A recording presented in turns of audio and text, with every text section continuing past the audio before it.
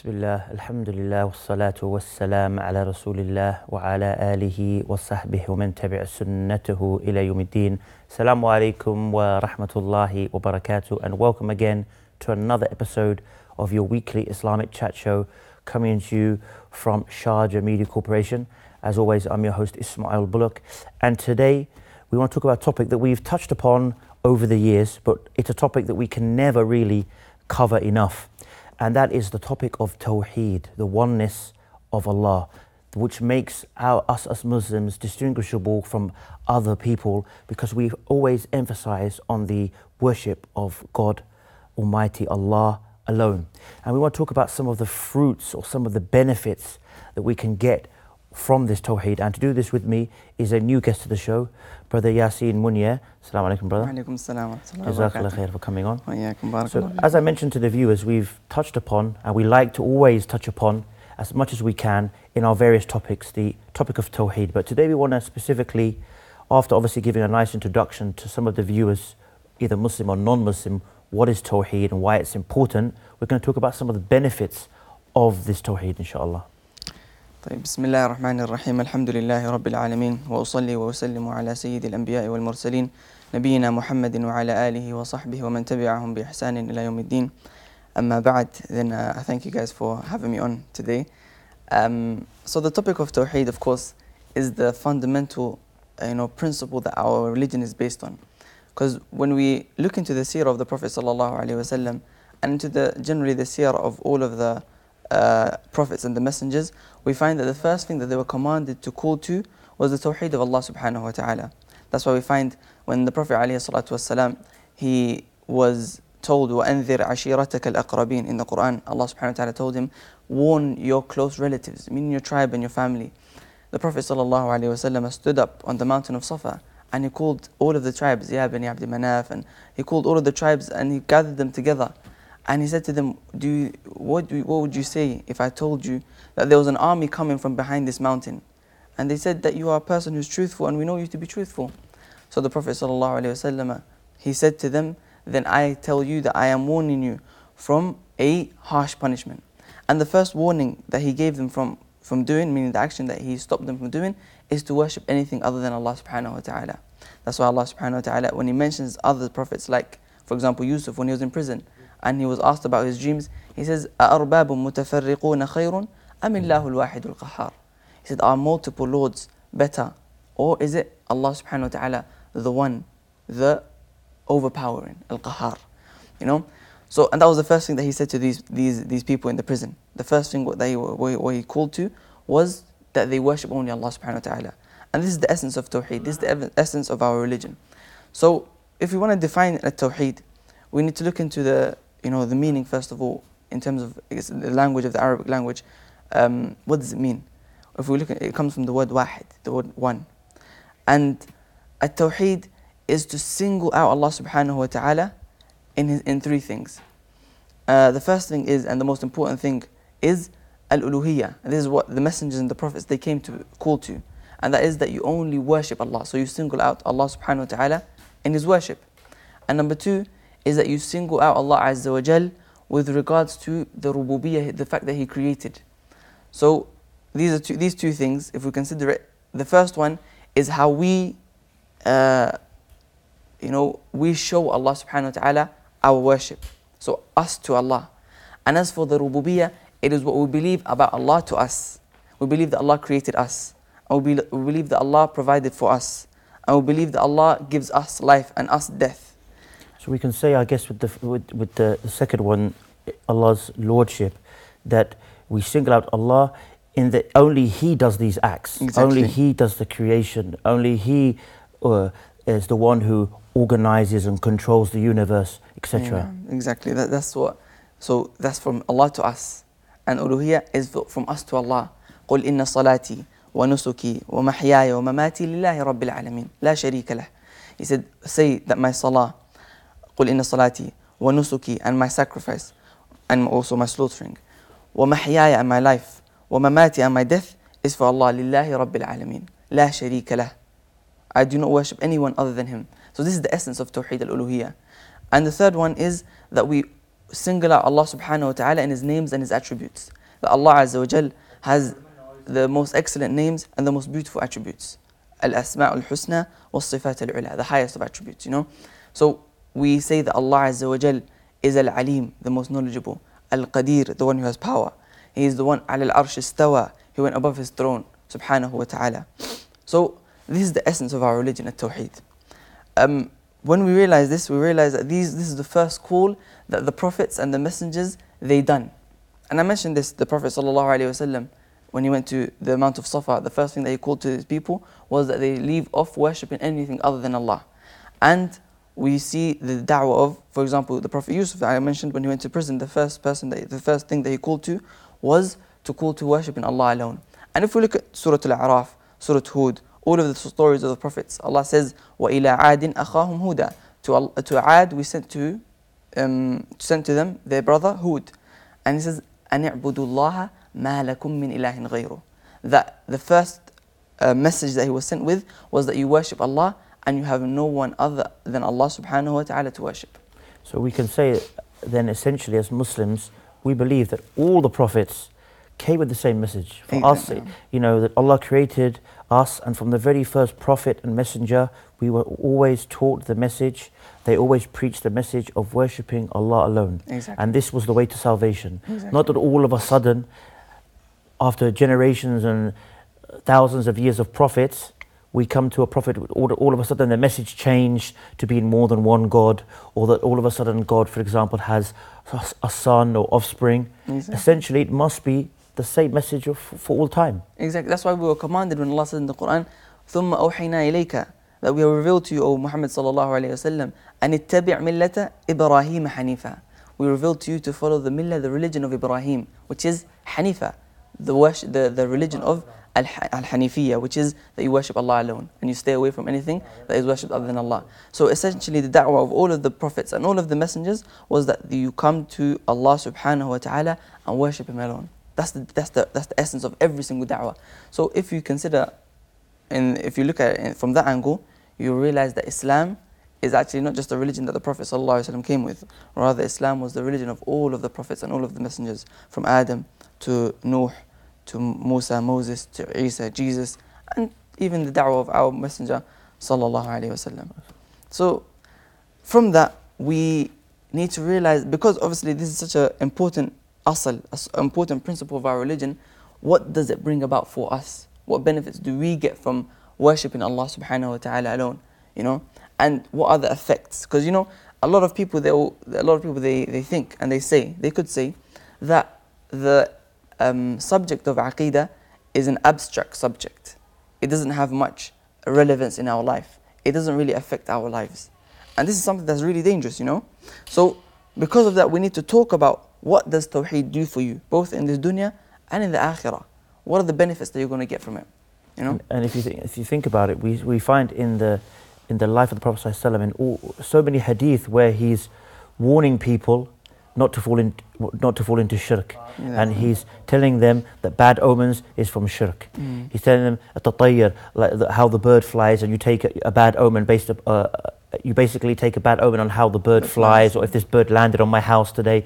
So many ahadith we see that the Prophet ﷺ spent so much of his message on taking people away from going near shirk, and gave so many examples that this is shirk, that is from shirk, that this is from shirk, that this is from shirk. So we can see it's not something, because like you said, many people think that I've done a few lessons on Aqeedah, enough is enough. Yeah.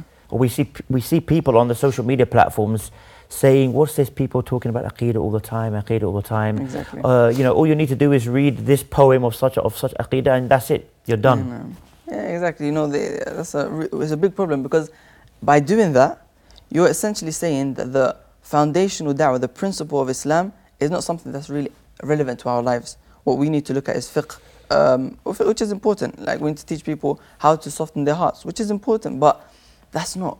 First of all, that wasn't the foundation of the da'wah of the Prophet ﷺ. And Allah says in the Quran, قُلْ هَذِهِ سَبِيلِي أَدْعُو إِلَى اللَّهِ عَلَى بَصِيرًا. Say, O Messenger of Allah, this is my path. Which is the da'wah to what? To Tawheed. That is my path. أَدْعُو إِلَى اللَّهِ, I call to Allah, عَلَى بَصِيرَةٍ, with insight, أَنَا وَمَنِ اتَّبَعَنِي, me and whoever follows me. So if you want to follow the Messenger sallallahu alaihi wasallam, not just in following him, but also in the way you call other people, then you need to do it in the way that he done it, which is that you start off with the principle of Islam, the foundational principle of Islam, which is the worship of Allah Azza wa Jalla alone. You know? So if we look into the benefits of Tauheed now, if we look into the benefits of Tauheed, what does Allah subhanahu wa ta'ala and the Prophet sallallahu alaihi wasallam promise those people who worship Allah alone? First of all, we have this principle. This is something that is around a lot of people, a lot of the youth. They're confused and they say, why are you guys always calling to Tauheed? Don't you think that we need to, establish a movement? We need to establish a government. We need to establish something like that. This again, does Tauheed, is it going to establish us power in the land? Say, of course it is. Allah subhanahu wa ta'ala says in the Quran, وَعَدَ اللَّهُ الَّذِينَ آمَنُوا مِنْكُمْ وَعَمِلُوا الصَّالِحَاتِ لَيَسْتَخْلِفَنَّهُمْ فِي الْأَرْضِ كَمَا اسْتَخْلَفَ الَّذِينَ مِنْ قَبْلِكُمْ. Allah subhanahu wa ta'ala has promised those people who believe, they have iman, and that is Tauheed. وَعَمِلُوا الصَّالِحَاتِ, and they do good deeds, that He's going to give them establishment on the earth. لَيَسْتَخْلِفَنَّهُمْ فِي الْأَرْضِ كَمَا اسْتَخْلَفَ الَّذِينَ مِنْ قَبْلِهِمْ, like He gave power to those people before. If you think about the previous generations of Islam, we see that a lot of people say, when did we lose our power? How did Islam become so weak in the world? When did we lose our hayba, our haymana? We were people who were overpowering the world. We were the controllers of the world. People who look to us when it comes to development and technology. People look to us when it comes to all sorts of advancements in life. So how do we lose that? So we look at this ayah. Allah promised to those people who they believe, وَعَمِلُوا الصَّالِحَاتِ, they do good deeds, لَيَسْتَخْلِفَنَّهُم فِي الْأَرْضِ, that He's going to give them, number one, He's going to give them establishment on the earth. لَيَسْتَخْلِفَنَّهُم فِي الْأَرْضِ كَمَا اسْتَخْلَفَ الَّذِينَ مِنْ قَبْلِهِمْ وَلَيُمَكِّنَنَّ لَهُمْ دِينَهُمُ الَّذِي ارْتَضَىٰ لَهُمْ, and He's going to establish for them the religion that they are pleased with, meaning Islam. Islam will be established on the earth. وَلَيُبَدِّلَنَّهُم مِّن بَعْدِ خَوْفِهِمْ أَمْنًا, and number three is that He's going to change their situation of fear into a situation of safety and security. That's why we find in the lands of the Muslims where Islam is established, there's peace. There's peace and safety and security when Tawheed is established amongst the people. مِن بَعْدِ أَمْنًا. And what is the condition? Now this is the point that I wanted to get to. The condition that Allah mentioned at the end of the ayah is يَعْبُدُونَنِي لَا يُشْرِكُونَ بِي شَيْئًا. They worship me and they do not worship anything other than Allah. So Allah promised the people of Tawheed, those people who only worship Allah alone, He promised them that He's going to give them all of these things.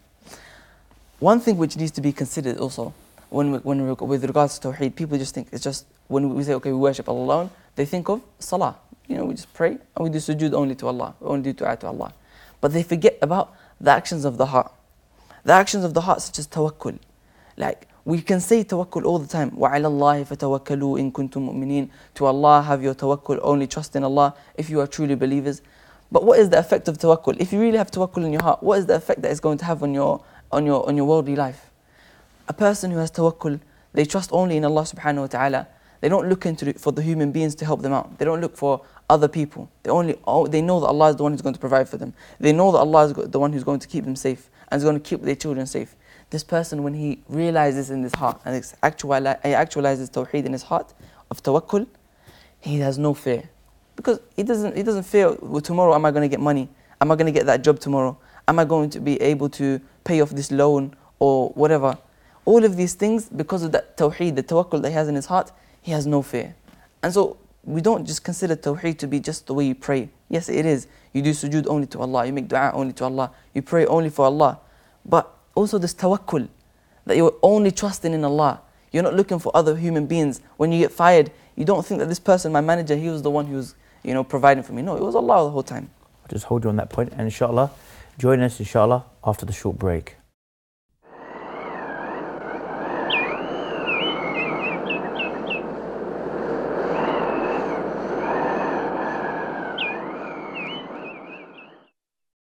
Assalamu alaikum and welcome back. Now, Brother Yasin, before the break, we started talking about things like tawakkul, and of course that reminded me that when it comes to Tawheed, this ultimate trust, which is a lot of things people don't realize, they think of like you mentioned, the salah and the dua, which of course, but they also don't realize that there's other things that come under Tawheed, and therefore on the flip side can be shirk. Exactly. If someone has this love for somebody that is like the love of Allah, And we know that Allah says in the Quran about the mushrikeen, that they love these things, يُحِبُّونَهُمْ كَحُبِّ اللَّهِ. Yeah. And this actually shows us that the mushrikeen, as the scholars have said, they had a very strong love for Allah. Yeah, exactly. Because, you know, they're saying that they love them as they love Allah. Also, things like not just that, love for Allah subhanahu wa ta'ala. And we just spoke about tawakkul. You know, when you only trust in Allah and you're only loving Allah. And ar-raja, for example, you're only hoping in Allah. Sometimes we find that we are hoping for our next paycheck from someone else. We're hoping from, you know, we're going to get a lot of brothers, for example, they're going to a university. They don't know what they're going to do after the university, you know, and they're hoping in other than Allah subhanahu wa ta'ala. And that's scary, because if that hope reaches that level of ibadah, it reaches that level of worship, that you think that this person has the power that only Allah has, a certain power that only Allah has, then that becomes shirk. And also, even the things like we have when we have this khawf, or we have this fear, if you find now people are fearing that statues or human beings or people in the grave, if they do not do such and such, there'll be some impact on them from this grave or from this, and they're having this fear to the level of they should of Allah. And I remember, subhanallah, recently listened to an explanation of Kitab al-Tauheed, or the book about Tauheed, and it was of Sheikh Abdul Razak al-Badr. He mentioned that there was an actual case where, or cases, many cases, where the person will say to him, when he's lying, Ahlif billah. And the guy said, Wallah.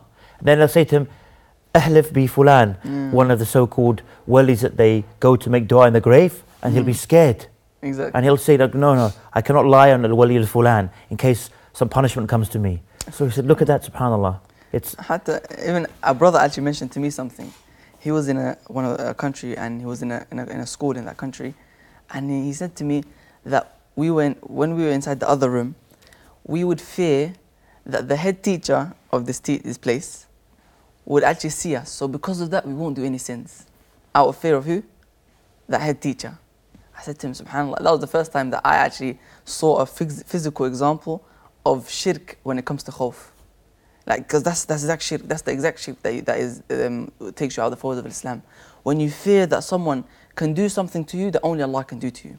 Like, you're inside the other room, and that head teacher may be in another country, and this brother is saying to me that I fear that he might throw a punishment against me because of that fear that he has in his heart. That's the exact shirk that you need to stay away from. That's the exact shirk that Allah says, فَلَا تَخَافُوهُمْ وَخَافُونِ إِن كُنْتُم مُؤْمِنِينَ.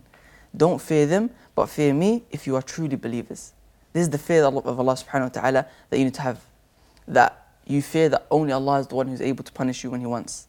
And because of that, you stay away from the sins. Not because of a man. And that's the exact shirk that brother fell into, you know. Obviously, he told me that and he repented from it. Alhamdulillah, he changed. So, that fear, again, it has its benefits. It has its benefits. When you have that fear of Allah subhanahu wa ta'ala alone, knowing that Allah is the one who provides for you, and if He wants, He can punish you, you're going to give Him His rights. And you're not only going to give Allah His rights, but you're also going to give the rights to those people around you. That, for example, your wife, your children, your Tauheed affects your life with your wife and children. It affects your, the way you deal with people socially. It affects that, because of that fear. And that tawakkul, it makes you happy and content with what Allah gives you. That raja, that hope, that you only hope in Allah subhanahu wa ta'ala, it gives you istighna' anil khalq. You become free from the human beings. You don't need human beings after that, because you know it's only from Allah. And this again, it affects your life daily. I mean, subhanAllah, mentioning the hope and the fear, and we know that the scholars have said that we have to live our lives having love of Allah and having this raja, this hoping for His reward, and this khawf, this fear from His punishment. And they've given the example of a bird. They say like the love of Allah is like its head, and the raja and the khawf are like its wings. If you cut off the head, so you cut off the love of Allah, what would happen to the bird? It would die. And if you cut off one of the wings, again, it becomes, it cannot fly, it becomes damaged or to some extent useless. Unbalanced. So there has to be that balance. We have to have that love for life. If you, as you mentioned, if you have this true love in your heart for somebody or for someone, you'll want to please them. You'll want to do your best to make them happy. And at the same time, you have to have this raja, hoping that Allah, for Allah's reward, and being confident, inshallah, with Allah's mercy, if you're living a good life, that you will receive this reward. But at the same time, fearing the punishment. Exactly. I mean, and to Allah is the best of examples. But we know as children, or even maybe now as adults, we have our father. We love our father, and we always expect the best from him as a father. But at the same time, we are scared to upset our father because of the punishment. Exactly. And to Allah is the best of examples, but we have to, we can look at it like that, from that human aspect that we're always dealing with. Just like you wouldn't want to upset your father. Yeah. As they say, min bab awla, more so, you should not want to upset Allah. Yeah, Allah subhanahu wa ta'ala. Also, it's like when a person, they love something, they love something. You're never going to love someone that's perfect. Impossible. It's impossible, because there's no one that's perfect in this world. Even if you think this person's righteous, you're going to love them, and he's not perfect. So you might see something from them that you believe, because you love them, you believe it's something good, but it's actually something bad. That's why it has a bad effect on you when you love someone like that, the way that you should love Allah, because that person is not perfect. As for Allah, then He's perfect. Allah subhanahu wa ta'ala is perfect. Therefore, loving Him will never make you do anything bad. Impossible. You understand? And an example of this would be, you can look at examples today. Celebrities. A lot of young people, they love they love a lot of celebrities. They dress how they dress. They walk how they walk. They talk how they talk. And you see that. When you love Allah subhanahu wa ta'ala and His Messenger, then you're going to follow the Prophet sallallahu alaihi wasallam, because you love how he talks. You love the way he walks. You love the way he ate. Anas ibn Malik, he said, I saw the Prophet sallallahu alaihi wasallam eating, and he would follow the pumpkin, the dubba, the pumpkin. It was on the plate. So he would look for the pumpkin on the plate, and he would eat it, the pumpkin. And so Anas ibn Malik said, فَمَا زِلْتُ أُحِبُّهَا إِلَى الْآن. He said, and from then, when I saw him eating the pumpkin and looking, because he loved the pumpkin, the Prophet ﷺ, he said, I always loved it because of that. Another example would be Jabir ibn Abdullah radiallahu anhuma. The Prophet ﷺ came to his house, and he had some bread, and he asked for something, a sauce to dip it in, or something like to eat the bread with. So they said, we have nothing except for khal, which is vinegar. So the Prophet ﷺ said, نِعْمَ الْإِدَامُ الْخَلْ. What a good idam, which is a sauce to eat with, al-khal, the vinegar. So Jabir ibn Abdullah said that from that day, I still love al-khal. I love vinegar because of that. Imagine that. Your taste buds change because of how much you love that person, the Prophet sallallahu alaihi wasallam. That's why Allah says, قُلْ إِن كُنْتُمْ تُحِبُّونَ اللَّهِ. Say, if you really love Allah, فَاتَّبِعُونِي, then follow me, the Prophet sallallahu alaihi wasallam. يُحْبِبُكُمُ اللَّهِ. What's the reward for that? Again, the fruits of Tauheed. This love for Allah subhanahu wa ta'ala. يُحْبِبُكُمُ اللَّهِ. Allah will love you. وَيَغْفِرْ لَكُمْ ذُنُوبَكُمْ. And He'll forgive your sins. When Allah subhanahu wa ta'ala loves you, because you actualize Tauheed in your heart, what's the result in that? Again, there's results for everything. There's results in this dunya and in the akhirah. When Allah subhanahu wa ta'ala loves the slaves, as mentioned in the hadith, He calls out to Jibreel, and He says, Ya Jibreel, I love so and so, so love him. So Jibreel loves him. So Jibreel comes down to the people of the sama, the skies, the heavens, and he says to them, to the angels, that Allah loves so and so. Imagine you, Ya akhi, Allah loves you. So all of the people in the heavens, they love that person. And what's the effect of that on the earth? Until that love descends on the people of the earth, and so He's accepted amongst the people of the earth. Look at that. From actualizing Tauheed of love, just the love of Allah subhanahu wa ta'ala, or you love Allah and you follow the Prophet sallallahu alaihi wasallam, Allah loves you and you become accepted, a person who's accepted on the earth and in the heavens. So, and there's so many. Another hadith, فإذا أحببته كنت سمعه الذي يسمع به وبصره التي يبصر بها وبصره الذي يبصر به ويده التي يبطش بها ورجله التي يمشي بها. I become his ears that he listens with, and Allah subhanahu wa ta'ala says that I become his eyes that he sees with, meaning that he only hears that which is good. So Allah protects his hearing, and Allah protects his sight. One of my sheikhs, he mentions that he met a man, when he was explaining this hadith, he said that I met a man that had never seen a TV in his life, a TV turned on in his life. And he prays 4 hours a night every day, and every night. It becomes your eyes that you see with. This is when Allah loves you, huh? Remember that. You actualize Tauheed, so Allah loved you. And first of all, you become accepted on the earth. And number 2, He becomes your ears that you hear with, meaning you only hear that which is good. and you only see that which is good, and you only use your hands to do that which is good, and you only use your feet to walk to that which is good. Look at that. And it carries on. It said, and if he asks me, I will give him. And if he seeks protection from me, I will protect him. All of these fruits of Tauheed, worshipping Allah alone. We can move on to the next fruit of Tauheed.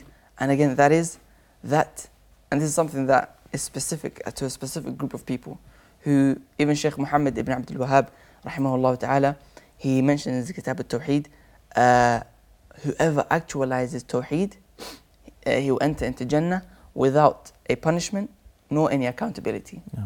And he mentions the hadith of Ukasha, and he says that the Prophet sallallahu alaihi wasallam, he said that there will be from amongst my ummah 70,000, they will enter into Jannah, they will not be questioned, nor will they have any punishment. So the Sahaba at night, they went to sleep thinking, who is it? Some of them said they may have been people who they never had any jahiliyyah, they were always Muslim, they were born Muslims, and they thought other things. So they asked the Prophet ﷺ after that, who are these people? So the Prophet ﷺ mentioned 3 characteristics or 4. He mentioned the characteristics, I'll mention them inshallah, for people who have actualized Tawheed. And these are the people who will be 70,000. It says, الَّذِينَ لَا يَتَطَيَّرُونَ. They don't do at-tiyara, meaning they don't look into bad omens. Yani, you know, sometimes, as you mentioned earlier on, when a bird flies to the right, they go and travel. Well, we can look at it in, I guess, in our modern terms, walking under if a mirror breaks, walking under a ladder, those kind of things that we used to see. They have none of that. A black cat walks in front of you, because these are things we can relate to coming from a Western background. Some people, they say walking under an arch. I don't know. Yeah, I've seen that. They don't walk under arches. When they see a sign, you know, on those signs, like the road signs, and they're walking, they don't walk underneath it, or they don't step on a crack and things like that. Those kind of things, huh? So these people, they don't have this. لا يتطيرون. They don't have طيرة. So the Arabs, what they used to do, the reason why it's called طيرة, it comes from the word طير, which is a bird. Yeah. What they would do is that when they want to travel to a land, they will get a bird, and if the bird goes to the right, they will travel, and if the bird goes to the left, they won't travel. They stay at home, because it's a bad omen, you know. So they don't have this. وَلَا يَسْتَرْقُونَ. And they don't seek ruqya from other people. And if you realize the first thing, the لَا يَتَطَيَّرُونَ, they don't look into bad omens, is because they have only tawakkul in Allah. They know that this bird has no effect, you know. They know that only Allah, this is Tawheed. This is why it comes under actualizing Tawheed, because they only had tawakkul in Allah. They only relied and they trust only in Allah. So وَلَا يَتَطَيَّرُونَ وَلَا يَسْتَرْقُونَ. They don't seek ruqya from other people. They don't seek, which is permissible. You know, it's permissible to ask someone to do ruqya for you. It's allowed. They read Quran on you. But even though the difference of opinion, what does this mean? لا يسترقون, they don't ask for ruqya. But they don't seek from other people because they know that only Allah is the one who cures them. Whether you do ruqya on me or you're just a human being. I'm going to do ruqya on myself. I'm going to read the kalam of Allah subhanahu wa ta'ala, the speech of Allah on my own self. And Allah is the one who cures me. Again, actualizing Tawheed. Not putting your trust into other human beings. وَلَا يَسْتَرْقُونَ وَلَا يَكْتَوُونَ. They don't do al-kay. Al-kay is basically a type of medicine. It's a way of, they would, the blood, they would stop it with a fire or cauterize, something like that. What's it called? I'll just hold you on that point, and we'll continue the explanation, inshallah, of this hadith after the short break.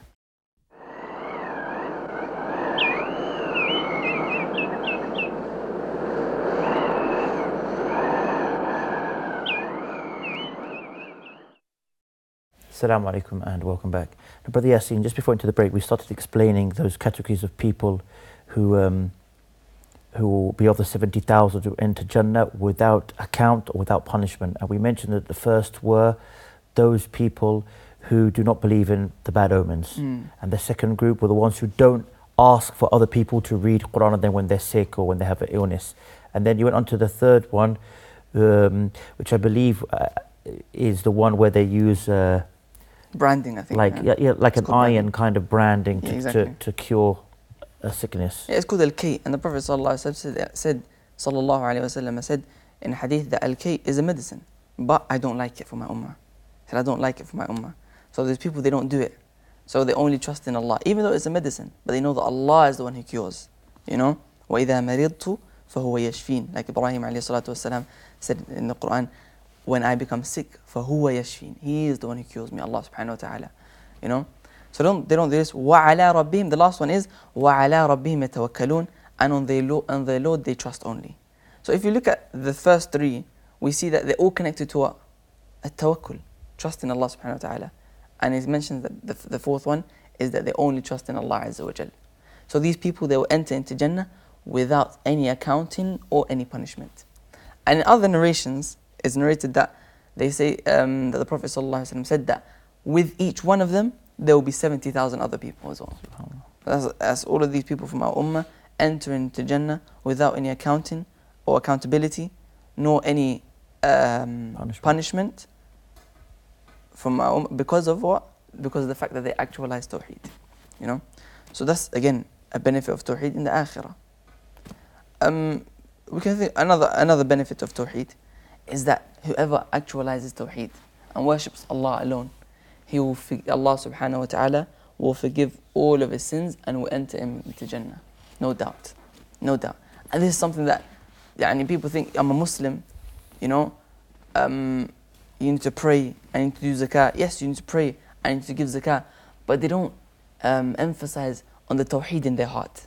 How much do I have tawakkul in Allah? How much do I hope in Allah? How much do I fear Allah? How much do I love Allah subhanahu wa ta'ala? You know, because this thing, the Tawheed of Allah subhanahu wa ta'ala, is the biggest thing that will enter into Jannah. Nothing can enter you into Jannah like Tawheed. And nothing will take you away from Jannah and enter you into the hellfire forever except for shirk. Meaning no one will be in the hellfire forever except for a person who doesn't believe in Allah subhanahu wa ta'ala. Allah says in the Quran, إِنَّهُ مَن يُشْرِكْ بِاللَّهِ. Anyone who worships other than Allah, فَقَدْ حَرَّمَ اللَّهُ عَلَيْهِ الْجَنَّةِ. Allah has made Jannah haram for that person. وَمَأْوَاهُ النَّارِ. And his place will be the hellfire. وَمَا لِلظَّالِمِينَ مِنْ أَنصَارٍ. So, the Prophet, with regards to this one, which is that a person who actualizes Tawheed, Allah will forgive all of his sins. We had the hadith, the Prophet ﷺ said, Ya ibn Adam, O son of Adam, إِنَّكَ لَوْ أَتَيْتَنِي. Or if you come to me, بِقُرَابِ الْأَرْضِ خَطَايَا. With the earth full of sins. Look at this. All of the earth full of sins. This huge earth full of sins. ثُمَّ أَتَيْتَنِي لَا تُشْرِكُ بِي شَيْئًا. And then you come to me and you do not worship anything other than me. أَتَيْتُكَ بِقُرَابِهَا مَغْفِرَةً. I will come with you on the Day of Judgment with the earth full of forgiveness. I will forgive you. Mu'adh ibn Jabal, another hadith, the Prophet ﷺ, he was riding on a beast and behind him was Mu'adh ibn Jabal on that same animal. And he said to Mu'adh, O Mu'adh, do you know the rights of Allah subhanahu wa ta'ala upon the slaves and the rights of the slaves upon Allah? He said, Allah wa rasuluhu a'lam. Allah and His Messenger knows best. So the Prophet ﷺ said that the right of Allah on the slaves is that we worship Him alone and we don't worship anything other than Him. And then he said, Ya Mu'adh, the right of us, the rights of the slaves for Allah subhanahu wa ta'ala, over Allah subhanahu wa ta'ala, that He has given us from Him, is that He does not punish us if we do that. Sure. So anyone who worships Allah alone, Allah subhanahu wa ta'ala will not punish him and forgive all of his sins. You know? So these huge benefits that we get from Tawheed, worshipping Allah subhanahu wa ta'ala, that we need to realize these are actions of the heart and actions on our limbs, you know, and actions on our tongue. And it's so easy for a person to fall into shirk. You know, if Ibrahim alayhi salatu wasalam, he says, وَجُنُبِنِي وَبَنِيَّ أَن نَعْبُدَ الْأَصْنَامِ. Protect me, this is Ibrahim, okay? Ibrahim, he said, protect me, O Allah, and my children from worshipping idols. This is Ibrahim. The one who himself burnt the idols and was you'd think he's the last person who would even think that he would come close to it. And that's a problem, and that's a perfect example, because we have people who are saying, Tawheed all the time, Tawheed all the time. Alhamdulillah, I'm Muslim, ya akhi. We're Muslims, I pray, stop talking about Tawheed, you know. I'm free, I'm far, I'll be involved in shirk. No way, guaranteed. Ibrahim alayhi salam is asking Allah, do not let me. It's not like he just said his offspring. Exactly. So we could say he was scared after his death, people change. You can have a pious person, but his offspring are the opposite. He's saying to Allah, me, himself. So this should be a wake-up call for us people who think we are completely safe and we don't need to talk about it or remind people about it or warn people against shirk. If Ibrahim alayhi salam himself. And some of the Salaf, they would say, فَمَنْ يَأْمَنُ الْبَلَاء بَعْدَ الْإِبْرَاهِيم. Subhanallah. Who is going to feel safe from being tested after Ibrahim? The one who Allah says, إِذْ قَالَ لَهُ رَبُّهُ أَسْلِمْ قَالَ أَسْلَمْتُ لِرَبِّ الْعَالَمِينَ. When his Lord said to him, submit, he said, I have submitted. The only thing that is between aslim wa aslamtu, meaning the command and the answer, is qala. Qala, that's it. Allah subhanahu wa ta'ala said to him, aslim, submit. He said, I have submitted. When Allah said to him, slaughter your own son, Ismail. Slaughter your own son. He went and he took his son and he went to slaughter him. And he didn't slaughter him, of course. Allah stopped him from it. But look at that submission that he had to Allah subhanahu wa ta'ala. The one that Allah says about him, وَاتَّخَذَ اللَّهُ إِبْرَاهِيمَ خَلِيلًا. Allah has taken Ibrahim as a khalil, which is the, as they say, أَعْظَمُ دَرَجَةِ الْمَحَبَّةِ, the highest level of love. Allah subhanahu wa ta'ala took Ibrahim as a friend like that. And this is the one who is saying, وَجُنُوبَنِي وَبَنِيَ أَن نَعْبُدَ الْأَصْنَامِ, protect me and my children from worshipping Allah. So فَمَنْ يَأْمَنُ بَلَاء بَعْدَ إِبْرَاهِيمَ. Who is going to be feeling safe from being tested after Ibrahim alayhi salatu wasalam? The Sayyid al-Muwahhideen, the leader of the people who worshipped Allah alone, with our Prophet sallallahu alayhi wasallam. You know? So that was that point, huh? That was that Allah subhanahu wa ta'ala forgives a person who comes with Tauheed. Another thing that Allah subhanahu wa ta'ala promises the people of Tauheed, as He mentions in the Quran, He says, فَأَيُّ الْفَرِيقَيْنِ أَحَقُّ بِالْأَمْنِ إِن كُنتُمْ تَعْلَمُونَ. Who has the most right to have safety if you really know? إِن كُنتُمْ تَعْلَمُونَ. قال, it says, الَّذِينَ آمَنُوا وَلَمْ يَلْبِسُوا إِيمَانَهُم بِظُلْمٍ أُولَٰئِكَ لَهُمُ الْأَمْنُ وَهُمْ مُهْتَدُونَ. Those people who believe and they don't mix their belief with dhulm. Dhulm is, we could translate it as oppression, but what it means in this ayah is shirk. Because Ibn Mas'ud radiallahu anhu, he asked the Prophet sallallahu alayhi wa sallam, وَأَيُّنَا, who from amongst us does not oppress themselves? Meaning they thought, if you translate the ayah, it says, those who believe and they do not mix their belief with oppression. So who does not oppress, who does not do any sins? Because sins are all oppression. So this was hard for the companions. They said, those are the only people who are going to be safe. So they asked the Prophet sallallahu alayhi wa sallam, أَيُّنَا لَا يَظْلِمُ نَفْسَهُ. Who from amongst us does not oppress themselves? So the Prophet sallallahu alayhi wa sallam, he said, did you not hear about the statement of that righteous slave of Luqman, إِنَّ الشِّرْكَ لَظُلْمٌ عَظِيمٌ, that shirk is a great oppression. So the dhulm that is mentioned in this ayah, the oppression that is mentioned in this ayah, is a shirk, to worship other than Allah. So what is the natija, what is the result of a person believing and not mixing his belief with dhulm? Before we get into that, we need to look into a side point, which is that Allah mentions that some people, they have belief, but they also do shirk. So they have the asl, the rububiyyah. They believe in Allah, they know Allah is the only one who created, and they know that Allah is the only one who provides for them, and they know that Allah is the only one who controls everything. But yet, despite that, they say we go to the Prophet ﷺ and we make dua to the Prophet ﷺ, or we go to a grave of so and so and we make dua to this person, not because we are worshipping them because of them, but we are worshipping them to get to Allah. This is still shirk. So those people, they believe in Allah. Like Allah says to the Prophet ﷺ, say to the mushrikeen, that from the Arabs, قُلْ مَنْ يَرْزُقُكُم مِّنَ السَّمَاءِ وَالْأَرْضِ. Who is the one who provides for you from the heavens and the earth? أَمَّنْ يَمْلِكُ السَّمْعَ وَالْأَبْصَارَ. And who is the one who owns the hearings and the hearing and the sight? وَيُخْرِجُ الْحَيَّ مِنَ الْمَيِّتِ. And He gives life He gives life to the dead, and He gives death to those people who died. فَسَيَقُولُونَ اللَّهِ وَمَنْ يُدَبِّرُ الْأَمْرَ. And who is the one who controls the earth? He will say, فَسَيَقُولُونَ اللَّهِ. That the mushrikeen, they would say that it was Allah subhanahu wa ta'ala, the one who does all of this. فَأَنَّا يُؤْفَكُونَ. Then how are they deceived after that? You know, they are still worshipping other than Allah. And Allah says in Surah Yusuf, وَمَا يُؤْمِنُ أَكْثَرُهُمْ بِاللَّهِ إِلَّا وَهُمْ مُشْرِكُونَ. Most of them, they don't believe in Allah except that they have shirk with them. So they have belief, meaning, and Ibn Abbas radiallahu anhu, he explained this ayah saying that they believe in Allah, in His rububiyyah, in His worship, in His lordship, but they do shirk with Allah when it comes to worshipping Allah subhanahu wa ta'ala. So those people who believe and they do not mix their belief with dhulm, with shirk, what is the result of that? أُولَٰئِكَ لَهُمُ الْأَمْنُ. Those are the people who have safety, وَهُمْ مُهْتَدُونَ, and they are guided. The safety here is the safety on the Day of Judgment. As Ibn Jarir al-Tabari rahimahullah ta'ala mentions, he says that they will have a safety min عذاب الله يوم القيامة. they will be safe from the punishment of Allah on the Day of Judgment. Why? Because they used to worship Allah subhanahu wa ta'ala alone. وَهُمْ مُهْتَدُونَ, they are guided, as Al-Qurtubi mentions, that they are guided in this dunya. Allah guides them.